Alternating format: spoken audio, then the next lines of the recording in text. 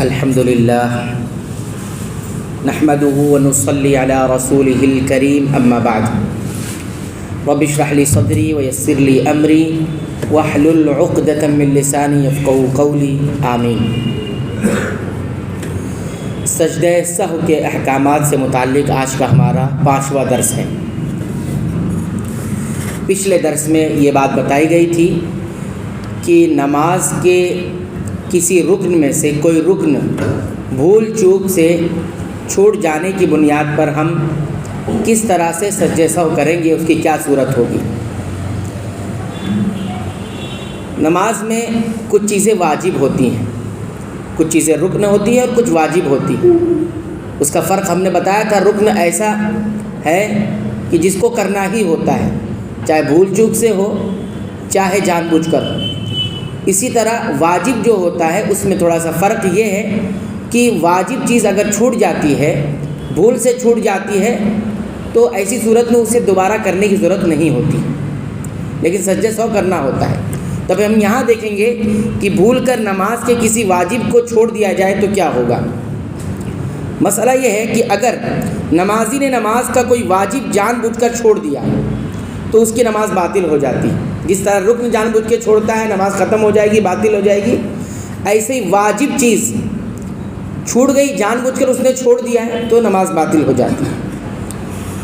اگر واجب بھول کر چھوڑا، واجب نماز کا جو واجبی حصہ ہے اس کو بھول کر چھوڑ دیا، چھوٹ گیا، اور یاد آنے پر وہ اپنے مقام سے آگے نہیں بڑھا تھا، یعنی جہاں جس رکن کو جس واجب کو چھوڑا ہے اس سے وہ ابھی آگے نہیں بڑھا ہے، تو وہ وہیں اسی واجب کو ادا کر لے گا اور اس پر کچھ بھی لازم نہیں ہوگا، نماز صحیح ہوگی۔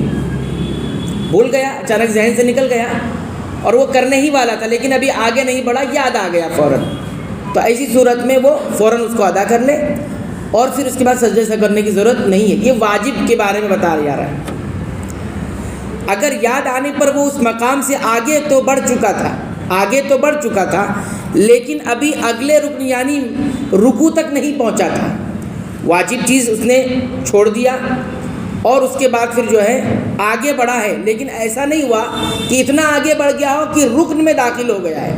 جیسے نماز کا ایک رکن ہے رکوع کرنا، اب مثال کے طور پر پہلا جو تشہد ہوتا ہے 2 رکعت پہ جو ہم بیٹھتے ہیں تو یہ واجب ہے۔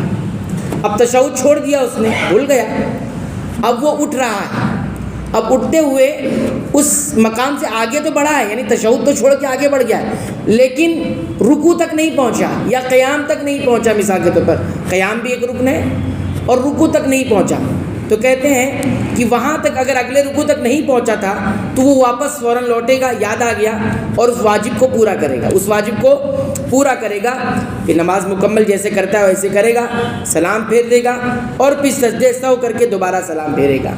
یعنی گویا کہ ایک چیز زیادہ ہو رہی ہے، اس کے اندر ایک چیز زیادہ ہو رہی، کیوں چھوڑ کے جا رہا تھا تو کم ہو رہی تھی لیکن فوراً اس نے کر لیا، تو ایسی صورت میں جو چیز بڑھ رہی تھی اس کی وجہ سے وہ زیادتی میں شمار ہو جائے گا، اور زیادتی کی صورت میں ہم نے بتایا کہ نماز میں کوئی چیز زیادہ ہوتی ہے تو سجدہ سہو کب کرنا ہے؟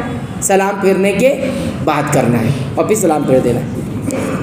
پھر کہتے ہیں کہ اگر اسے یاد اس وقت آئے جب وہ اگلے رکن تک پہنچ چکا تو اب وہ واجب ساقط ہو جائے گا۔ وہ کیا ہو جائے گا؟ وہ واجب ساقط ہو جائے گا، یعنی اس کو اب نہیں کرنا ہے، یعنی وہ واپس نہیں جائے گا، وہ اپنی نماز جاری رکھے گا اور سلام سے پہلے سجدہ سہو کرے گا۔ اب یہ فرق سمجھیے آپ، وہ تشہد مثال کے، ابھی مثال بھی ہم سب کی دیں گے، وہ چھوڑ کے آگے چلا گیا اور اگلے رکن میں پہنچ گیا ہے، تو اب وہ سوچا کہ اب میں نہیں کیا ہوں تو دوبارہ جاؤں، تو اب دوبارہ آنے کی ضرورت نہیں ہے، اور کیا کرے گا؟ نماز ویسے کی مکمل کر لے گا۔ لیکن جب سجدہ سہو کرنے کا موقع آئے گا تو کب کرے گا؟ سجدہ سہو یعنی آخری رکعت تشہد پڑھ لیا اس نے، اب اس کو سلام پھیرنا ہے تو سلام نہیں پھیرے گا بلکہ 2 سجدے کرے گا جیسے نماز کے سجدے ہوتے ہیں، اور دونوں سجدے کرنے کے بعد پھر سلام پھیرتے ہیں۔ یہ نماز کے اندر ہی سمجھ لو ایک قسم سے ہو گیا۔ یہ کیوں ہو رہا ہے؟ کیونکہ نماز میں کمی ہو گئی، ایک واجب چھوٹ گیا۔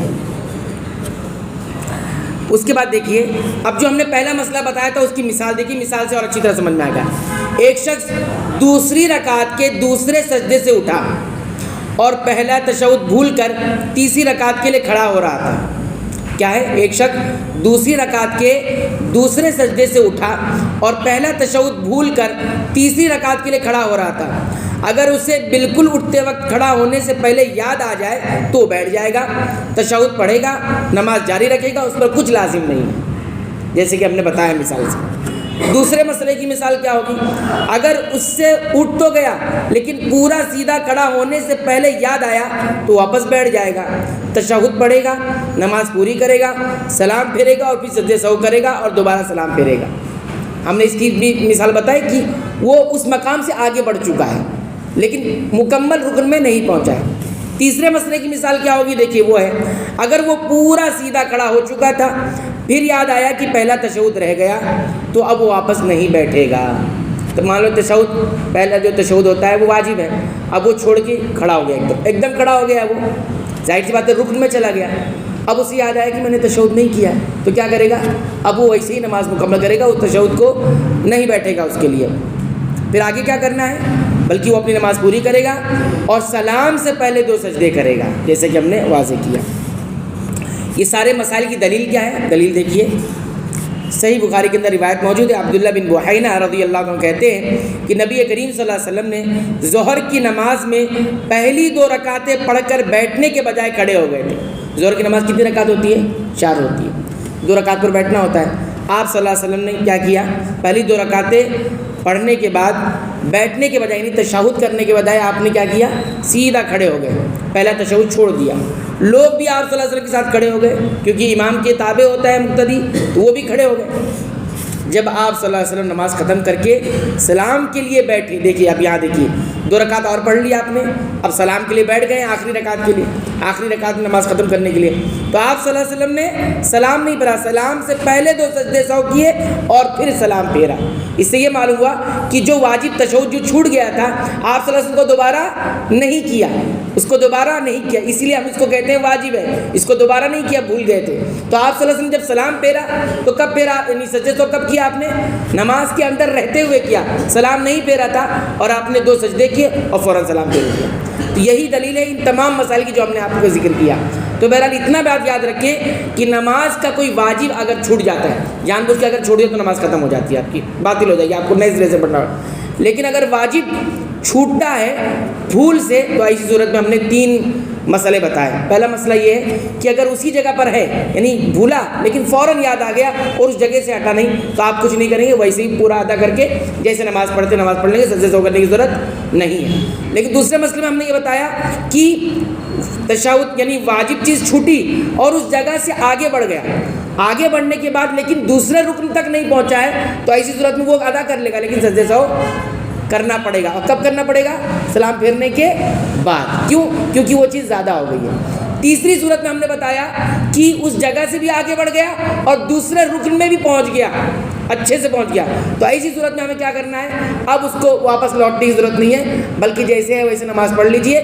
واجب چیز چھوٹ گئی اس کو رہنے دیجئے، بس آپ کو کیا کرنا ہے؟ نماز کے اندر رہتے ہوئے پوری نماز مکمل کرتے ہوئے جب سلام پھیرنے کا موقع آئے گا تو آپ سلام نہیں پھیریں گے، ایک طرف بھی نہیں، کوئی بھی طرف سلام نہیں پھیریں گے، فوراً 2 سجدے کریں گے جو نماز کے سجدے جیسے ہوتے ہیں، اور جب 2 سجدے مکمل ہو جائیں گے فوراً سلام پھیر دیں گے، پھر تشہد پڑھنے کی ضرورت نہیں ہے۔ یہی مسئلہ تھا واجب کے بھول سے چھوٹ جانے کا۔ اب تیسرا مسئلہ جو ہمارے سامنے آتا ہے سجدے تشہد کی سجدے سہو جو کرتے ہیں وہ ہے شک۔ تو شک کی بنیاد پر کیا کیا ہوگا ہم انشاءاللہ آئندہ درس میں دیکھیں گے۔ اللہ تعالیٰ سے دعا ہے رب العالمین تو ہمیں سنت کے مطابق تمام عبادتوں کو انجام دینے کی توفیق عطا فرما۔ اے اللہ تو ہماری مغفرت فرما دے، ہمارے والدین کی مغفرت فرما، تمام مسلمانوں مومنوں اہل توحید کی مغفرت فرما، آمین۔